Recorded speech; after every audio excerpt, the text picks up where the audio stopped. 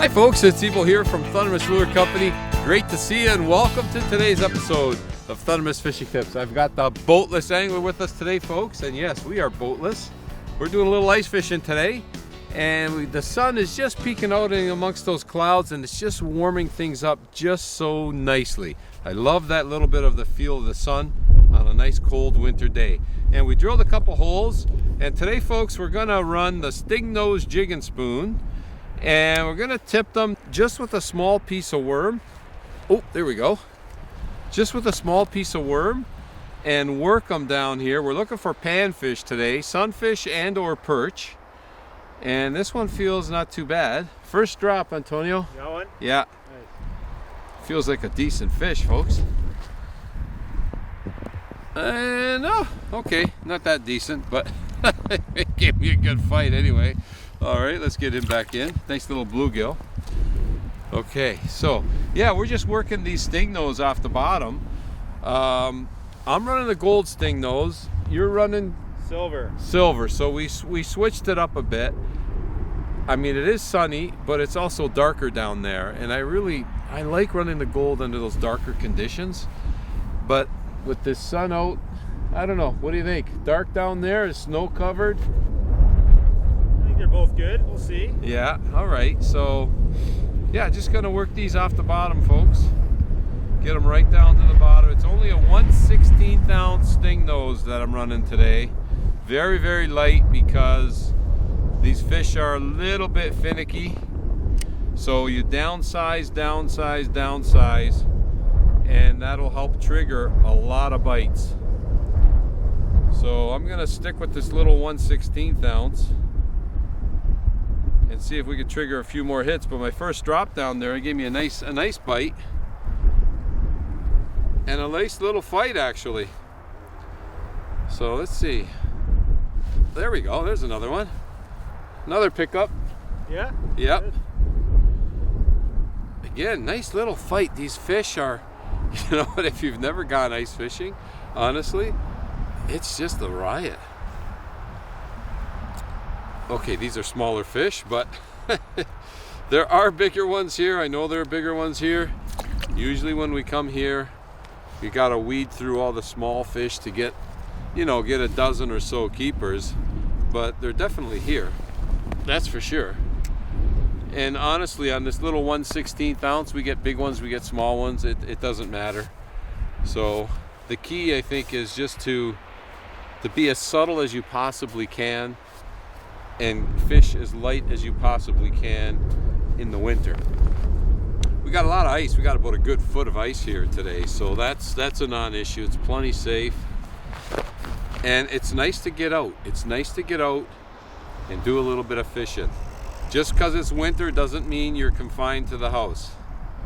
So it takes that little 1/16 ounce a while to get down there.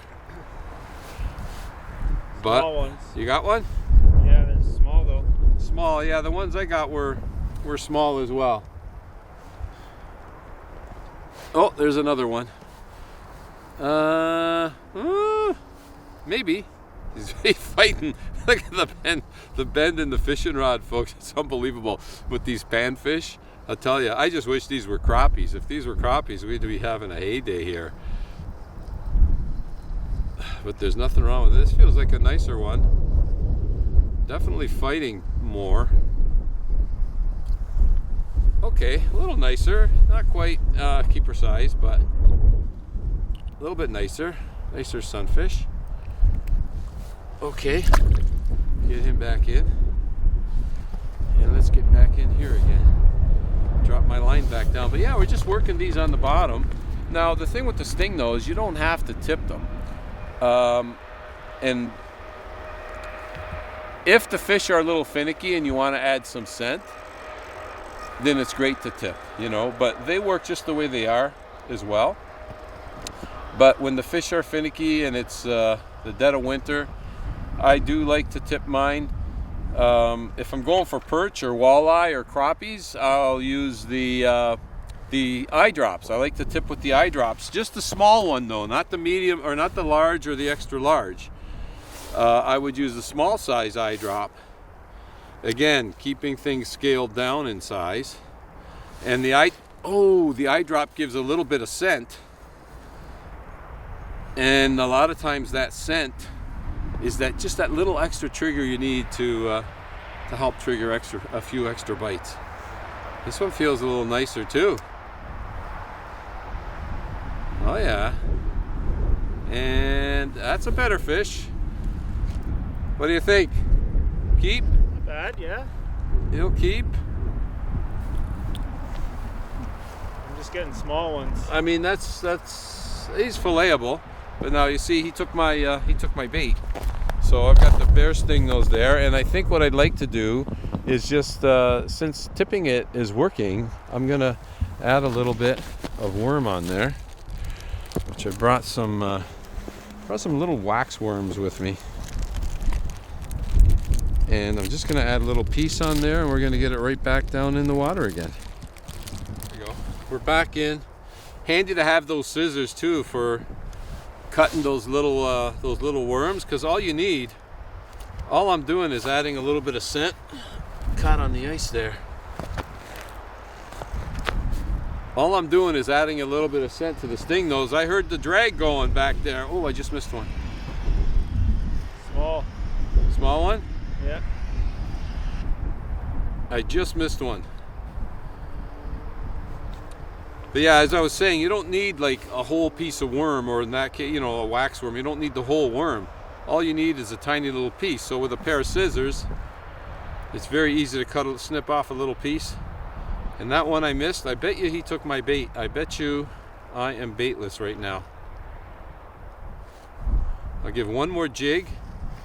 And let's take a look and see. I have a feeling that one I missed took my bait. I don't know. I could be wrong. But it's worth it to check. No, he did not take it.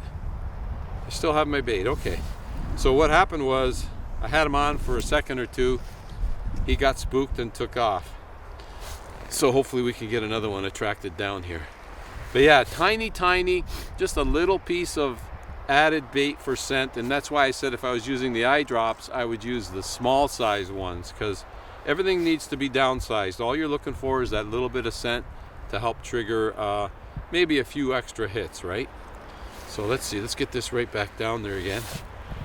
See if I can attract another one to come around. And yeah, that's bottom right there. You got that bait? I do have the bait. It's in my pocket. Oh, that's another decent one. Yeah, not bad. There you go. Scissors are right there. Oh, had another hit. I mean, they're not huge, that's for sure. But those are that's kind of the size here, eh? They get them.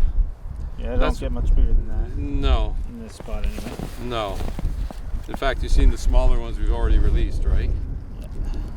So, that was a fish. Oh, there we go. Yeah, and then I felt them just kind of. See, it's not an aggressive bite though, eh? They're just kind of. So that's why I think having that little bit of scent on there is helping, because these fish are not aggressive. They just are not aggressive. Okay, put that one back. It's the small one. I'll give you the bait back. Bait? Yeah, I'll put it in my pocket. Okay. I don't want the bait to freeze, so I'll just keep it warm, keep it in my pocket, and keep it, I was going to say keep it fresh, somewhat fresh. But if they're lively, it's always better. All right, down we go. But yeah, you know what, ice fishing, you don't need a lot of gear. You don't need a boat, obviously. And a little rod and reel combo, that's all you need. Something to cut through the ice. I like to use a power auger, but a hand auger, I've used hand augers for years and years and years. But now that I'm older, I'm really enjoying the power auger. It's quite nice. You just drill your hole, and if you want to drill more than one hole, if you want to drill a few holes so that you can bounce around a little bit, that's fine. But when it comes to ice fishing, folks, the ice fishing gear itself is not expensive, and you know, all you need is you get a little lure, like whatever the lure you like may be, And this is the beauty with this kind of fishing is, I mean, I also like to come with bait rigs and fish for perch using live bait, using minnows.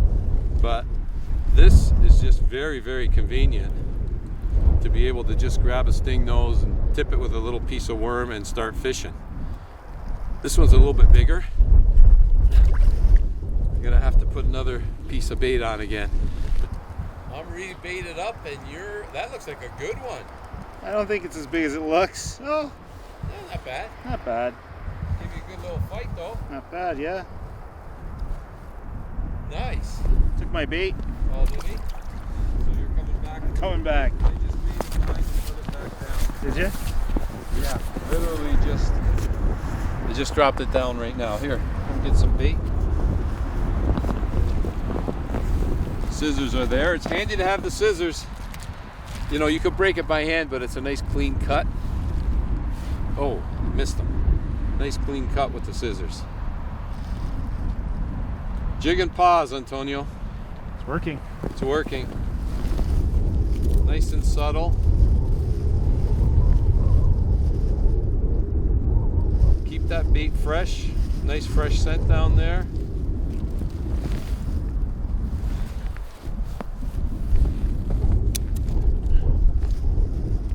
Oh, You're all set? I know it's cold on the hand. Oh, hang on a second.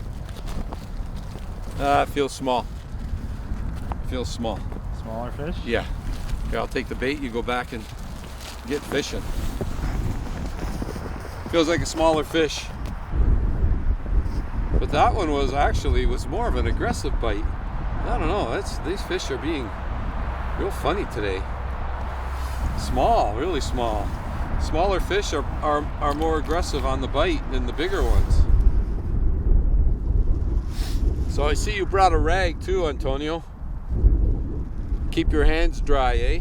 You need it when you're fishing outside. When you're not fishing in a hut and you're touching these fish and your hands get wet and you got that little bit of wind, I'll tell you what, it really stings. But having a little cloth handy, like Antonio has there, which I forgot mine, is a really good thing. That looks like a good one. I think it's medium.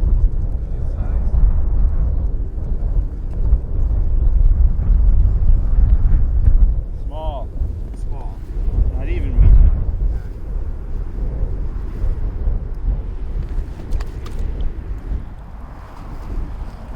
But yeah, having that towel is really, it's essential actually. If you're going to be in a hut, it doesn't matter. Oh, it doesn't matter. But if you're going to be out in the open like we are today, it's so important to keep those hands dry for comfort reasons only. That's all. So it feels like another small one. And oh, look at that! We got a little perch. We got ourselves a little perch. All right. We'll get him back in. Just a small perch. They do get bigger here. There are some nice perch here. And it would be nice if the perch start coming around. That would be for sure, because I'd love to get into some nice perch. A nice little perch fry for lunch would be fantastic. But having said that, these sunfish, if you've never had them, they're really, really good. We have a video on how to clean a sunfish. I'll put a link in the description for you. You can check it out because they're not hard to clean. And I will tell you this. Oh, we got another nice one. There's more meat on there than you think.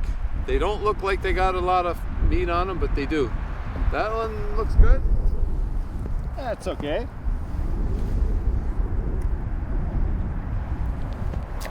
Not bad. Guess what? This one feels decent too. Boy, we're just having a day out here today, folks, I'll tell you.